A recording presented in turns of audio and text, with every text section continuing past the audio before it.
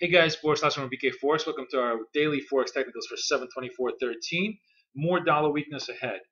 As always, trading Forex on margin carries a high level risk may not be suitable for investors. I ask you to read this disclaimer very carefully and to understand all the risks associated with trading on margin and seek advice from an financial advisor if you have any doubts.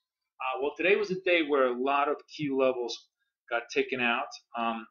Euro dollar wasn't one, dollar yen wasn't one of them, but euro dollar was. Euro dollar took out the 32.25s, and as we stand here, still looks relatively big early into Asia session.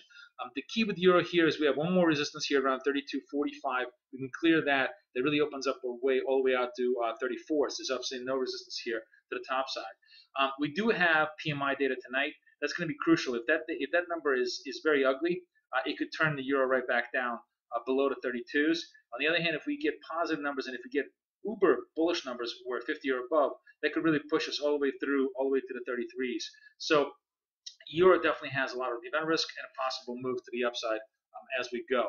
Additionally, Aussie also has, let's take a look at the Aussie. Aussie is also bunching up here around this 93 level, very, very key level to the takeout, and we're just about an hour away from the median level CPI in Australia, which could be key to basically whether we have a rate cut or not have a rate cut at the August meeting, which could in turn be the push through the 93s or rejection back out of it. So we have to watch this very carefully. But Aussie at 93 seems to be at a very key juncture here. If we can push higher through the 93s into 93.50s, we will have cleared a lot of this overhead resistance, which has been around really for about almost a month.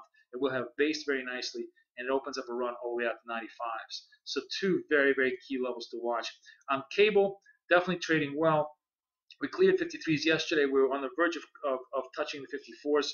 Barely came within it in North America, and we'll have to be watching that as the night progresses. Not too much UK data on the calendar today, but we're going to get anti-dollar flows if everything else gets lifted higher. So it's definitely worth watching that. And lastly, dollar yen is where's my dollar yen here? Dollar yen is trading negative right now. Definitely got rejected off the 100. We're starting to see, as you can see, series of lower highs, just a continuous, if you look at this, just a very, very continuous downward pressure slope here.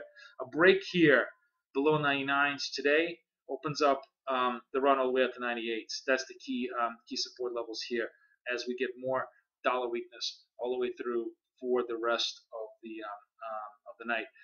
In addition, if you want to look at the other common dollars, it's worthwhile noting that dollar CAD had good data today, broke the 103s, trading below the 103s right now, and really 102.50 now stands in view, especially if we get any further anti-dollar flows on the caddy side. And Kiwi, ahead of the RBNZ tomorrow evening, is flirting around with the 80 handle, and we actually just cleared 80 handle as I look at this right now. Now a push here takes us to about 81. So all sorts of very interesting scenarios here. Euro possibly to 33 on positive European data. Aussie possibly 93.50 if we can get relatively hot or even median CPI out of Australia. Cable following everybody else through the 54s.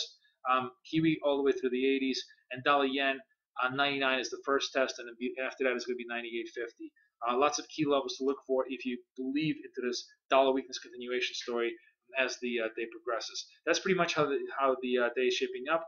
Definitely worth watching. Boris Schlossberg for BK Forex, over and out.